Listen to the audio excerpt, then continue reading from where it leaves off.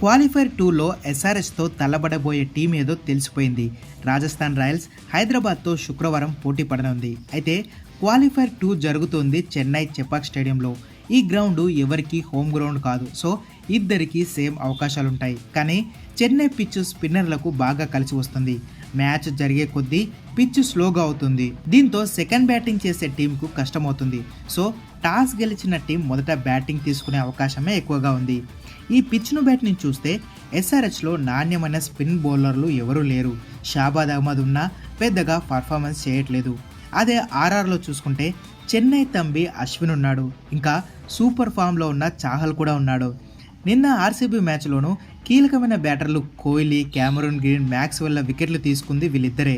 So రేపు జరిగే మ్యాచ్లోనూ pitch ఏమాత్రం సహకరించినా వీళ్ళిద్దరూ చెలరేగిపోయే అవకాశం ఉంది. ఇంకా సందీప్ శర్మ కూడా స్వింగ్ అండ్ స్లో బాల్స్ వేయగలడు. అలా వీళ్ళ ముగ్గురు నుంచి ఎస్ఆర్హెచ్కు ఇబ్బంది ఎదురు కావచ్చు. వీరితో పాటు బౌల్టు, అవేష్ ఖాన్ల బౌలింగ్ అదనం.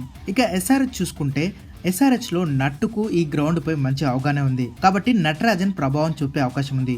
భువనేశ్వర్కి కూడా కలిసి వచ్చే అవకాశం ఉంది. ఇలా చూసుకుంటే బౌలింగ్ కంటే బ్యాటింగ్ ఫేవరెట్గానే ఎస్ఆర్హెచ్ బరిలోకి దిగుతుంది. స్పిన్ బౌలర్లను ఉతికి ఆరేసే అభిషేక్ శర్మ, ట్రావిస్ హెడ్లపైనే ఎస్ఆర్హెచ్ ముఖ్యంగా ఆధారపడి ఉంది.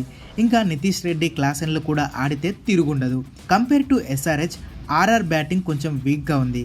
సంజు, యశస్వి జైస్వాల్, రియాన్ పరగ్లు సమిష్టిగా ఆడుతున్నప్పటికీ దూకుడుగా ఆడట్లేదు.